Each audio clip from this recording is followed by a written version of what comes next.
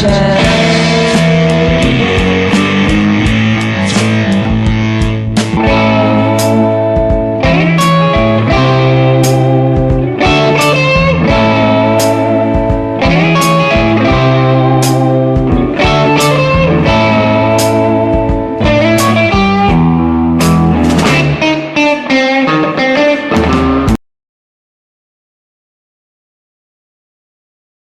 The medium of television has been around for decades, providing the viewer with many ways to experience storytelling in multiple episodes. The early days, everything was mostly episodic, so you can tune into a show whenever you want without worrying about the previous episodes. But then, there are those series that require you to watch from start to finish. In other words, a serialized show.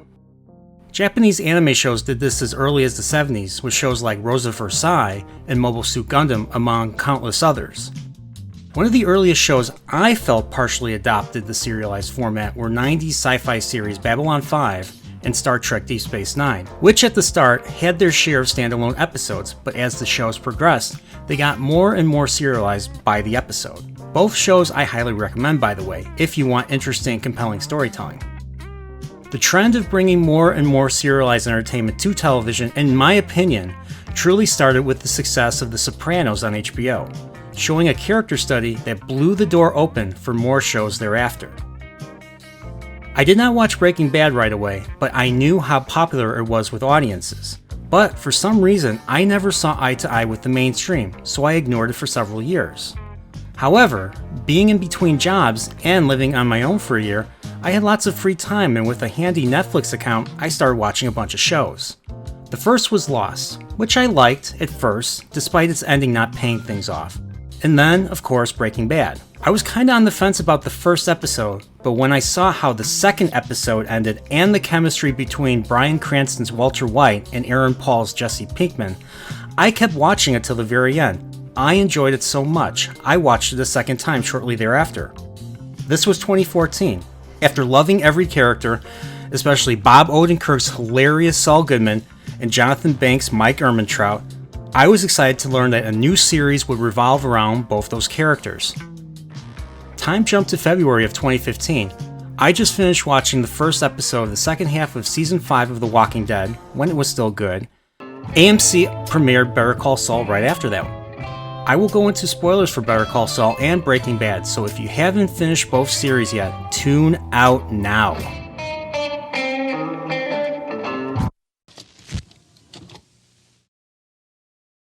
I won't lie, Better Call Saul was a different beast from Breaking Bad. Whereas Breaking Bad was over the top with its characters and crazy situations, Better Call Saul is more of a slow burn. We meet Jimmy McGill, Saul Goodman's real name that was name-dropped once in Breaking Bad, a lawyer struggling to make ends meet. We get to see a good chunk of the show through his eyes and his relationships with his older brother, Chuck, Chuck's firm partner, Howard Hamlin, and his former ex-mailroom co-worker turned staff attorney, Kim Wexler. Jimmy wants to do right by his brother and become something that would make his brother proud, despite their turbulent history, and also to be someone worthy to Kim, as a colleague and as a lover. Mike Ehrmantraut is also introduced as a parking lot attendant, who is always rejecting Jimmy's parking lot ticket for not having enough stickers, until he ends up branching out and becomes the deuteragonist of this series. We get to know Mike quite a bit too. His family is fleshed out a lot more, where they introduce Stacy, his recently widowed daughter-in-law, and the reason he left Philadelphia and came to live in Albuquerque. As the shows progressed, the legal portion of the show was mostly from Jimmy and Kim's perspectives, while the criminal side of the law, as Mike puts it, is covered by himself. Through Mike's eyes, we meet familiar faces from Breaking Bad, including the Salamancas and Gus Fring. Whereas Jimmy, the lawyer, likes to talk and talk and talk, Mike, however, is a man of few words and can carry entire scenes not saying a single word. Let's now talk about the characters.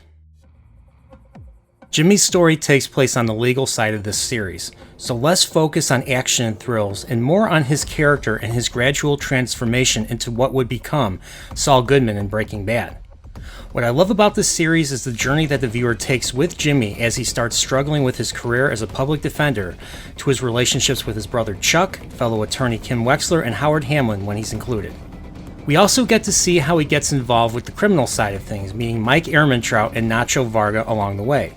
Jimmy's story starts out with his relationship with Kim getting stronger each season as we find out she is in love with this bad boy, with his bad boy tendencies, while also getting a kick out of the fun of scamming people the way Jimmy has for several years. We learn this tendency of Jimmy's is what leads to a major feud with his brother that culminates in the latter's suicide. His brother, in a masterful storytelling stroke, completely unravels in the episode Chicanery, stating his true feelings for his brother in front of the New Mexico Bar Association, with millions of memes beginning in "What a sick joke" emerged. Keep them coming, folks. Between this event and Jimmy and Kim's scheme to ruin Howard Hamlin, their world collides with the criminal element. Mike Ehrmantraut, the deuteragonist of this series, starts out as a man trying to start over, but finds himself pulled into the criminal underworld by doing a job that gets him involved with Nacho Varga and the Salamancas. This further leads to Mike meeting Gus Fring, and brings a whole new meaning to the relationships of all these Breaking Bad characters when we are given further context on why Hector ends up in that wheelchair, and how Nacho Varga, a character not in Breaking Bad, figures into all this. All Mike wants to do is to do right by his family, after his son's murder, and ends up gradually losing his soul the longer he works for Gus Fring. He is trapped in this role, and even when he tries to check out by starting a fight with some local thugs, Gus saves his life and needs a soldier for the impending gang war with the Salamancas. He develops a relationship with Nacho Varga, who was in with the Salamancas until Gus managed to blackmail him into his service, threatening to murder his father if he doesn't comply. Mike tried his best to be an advocate for Nacho, but it ultimately ended up with Nacho committing suicide and keeping Gus's secret safe. Mike also helps Gus try to find and kill Lalo Salamanca, who is out to ruin Gus, only for the latter to lure him out and kill him with a gun planted in the dig site that made me think of The Godfather. They set it up and paid it off, no subverting of expectations, and I loved it. Unfortunately, Jimmy and Kim were caught up with Lalo, who murdered Howard at their apartment earlier, with Mike and his crew now being responsible for getting rid of the body, cleaning the apartment, and coaching Jimmy and Kim on how to handle law enforcement when they come asking about Howard. Mike is in deep now, and will be until his ultimate demise in Breaking Bad. One of the finales, Fun and Games, concludes the prequel portion of Better Call Saul with Mike having one final conversation with Nacho's dad, Mr. Varga. He tells him of his son's fate and promises that one day the Salamancas will taste justice. But Mr. Varga tells him it is not justice, but revenge, and that Mike is no different from the rest of them.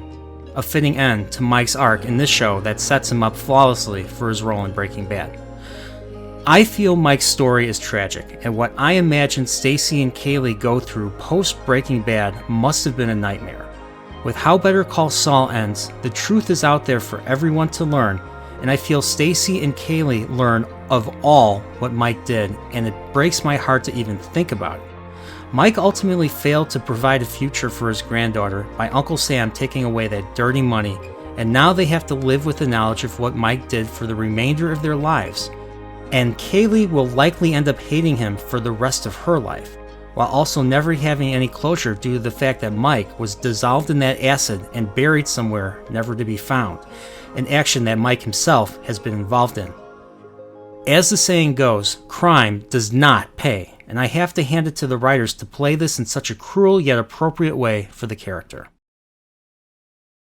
Back to Jimmy. His scheming, along with Kim, leads ultimately to the death of Howard Hamlin, whereas Jimmy is able to get over this rather quickly by simply not thinking about it, but unfortunately, Kim cannot do that. She feels totally responsible because the writers were cruel here by giving her a chance to not go through with the scheme, but she ends up turning around when the plan is in jeopardy. She ultimately decides she can't live like this and leaves Jimmy for good. They sign divorce papers, with Jimmy acting like he doesn't give a shit, and his full transformation into Saul Goodman has become complete as a result of this event. Due to all these events, Jimmy has been completely consumed by Saul Goodman, with his work and practice completely taking over his life. He sleeps with hookers, has a lavish mansion now with the Sandpiper money, and has allowed greed to completely take over his life, with no one in his life now who can provide him with any real meaning, since Kim was pretty much that last thread. The events of Breaking Bad occur with him now being a criminal lawyer to Walter White that brings everybody down, including himself, to the point where he has to go into hiding. This now gets into the black and white world of post-Breaking Bad, where Saul has assumed the new identity of Gene Takovic in Omaha, Nebraska. The last 4 episodes of Better Call Saul follow up the opening scenes for seasons 1 through 5, showing what life is like for Gene in a black and white world. He lives in a constant state of fear, the fear of getting caught by the police while being completely alone. I love how this show pays off many throwaway lines, including Saul's best case scenario of simply managing a Cinnabon in Omaha. There is some great tension when he is in the hospital, with the lady having a hard time with his paperwork and his social security number. And we also get the cab driver from Albuquerque recognize him. Gene has ultimately been made because of this, but decides to use his know-how as a lawyer and to not only keep the cab driver, Jeff, from talking, but also to satiate his desire to continually commit crimes and make the money. The only other thing that happens is that he tries to call Kim to touch base after 6 years. She is still not over what happened to Howard and tells Jimmy to turn himself in and then just hangs up. Gene, Jeff, and Jeff's friend rip off a department store and several homes until Jeff's mom, Marion, played by Carol Burnett, identifies Gene as Saul and calls the police, using Lifeline. Gene tries to go all fugitive and hides in a garbage dumpster, a callback to season 1 when he's looking for the shredded Sandpiper documents. He gets caught and is now in the custody of law enforcement. Saul makes a deal with the United States Attorney Castellano, reducing his sentence to a measly 7 years, after stating that Walter White forced Saul to work for him out of fear of murdering him. Saul learns that Kim confesses to the DA and to Cheryl Hamlin about their role in Howard's murder, making her open to a major civil suit that could take everything she has in perpetuity. Saul, now before a judge on trial, represents himself and tells the court everything. Everything about his time on Breaking Bad, his role in Howard's murder, shielding Kim from legal and civil action, and admitting to himself that it was not Kim, but himself who ran away. He also confesses to having his brother's malpractice insurance canceled as his chance to hurt him, taking away the one thing he lived for, the law. Saul is gone. He finally faced himself and has declared his name as James McGill, taking us full circle. I love the callbacks, including when Chuck is mentioned, we see the exit sign harkening back to chicanery. The major theme of the finale is about regrets. Saul, in different scenes throughout Better Call Saul and Breaking Bad, asks different people what they'd do differently if they had a time machine, setting this up in the first episode of the final season by showing us, the viewers, a copy of H.G. Wells' The Time Machine in his house. Jimmy asks Mike if he had a time machine, what would he change? Mike first answers a day coinciding with Maddie's death, but he decides to go take that back further and says March of 1984, when he took his first bribe. At the same time, a certain Jonathan Banks may or may not have starred in one of my favorite movies of all time. Jimmy learns in each of these scenes that the choices they make puts them on a road, but sometimes there's a way off that road, and he realizes that during the trial when he helps Kim one last time. Saul ends up going away to prison at ADX Montrose, but based on how the inmates receive him on the bus, his time won't be nearly as bad since he helped many criminals to the very best of his ability as Saul Goodman. He now works as a baker in the kitchen, mixing the dough and baking that bread when he gets a visit from his attorney. It's Kim. He is taken into a room and they have one last cigarette together, another callback to the very first episode in the HHM parking lot. He is in the slammer for roughly 86 years, but with good behavior, who knows? As Kim leaves ADX Montrose, we see a shot of a major barrier between Kim and Jimmy outside, showcasing that this is truly the end of their relationship and that there is no going back to the way things were. He does one last finger gun motion until Jimmy is no longer in the view of the camera. A beautiful way to end Better Call Saul and Breaking Bad. Remember, Better Call Saul is a prequel, but also an epilogue to Breaking Bad, and the last character, Saul, finally got some closure. Walt, Mike and every other criminal character dies. Jesse gets away. And Saul goes to prison. Does Saul redeem himself in the end? Yes. Peter Gould begged the question, what does James Morgan McGill truly deserve? And what we learned from the series overall is that Jimmy has got a good heart, but cuts corners and easily falls into scheming, stepping into criminal territory, falling in with people like Mike Ehrmantraut, Nacho Varga, and Lalo Salamanca. He comes to ultimate terms with himself and was willing to face the consequences of his actions and no longer run away from himself as he did as Saul Goodman. The finale, Saul Gone, is fitting because the moment he took ownership of his actions, Saul was dead and gone. He will continue to atone for his actions in prison likely until the day he dies. But like he stated earlier, he is willing to live with that.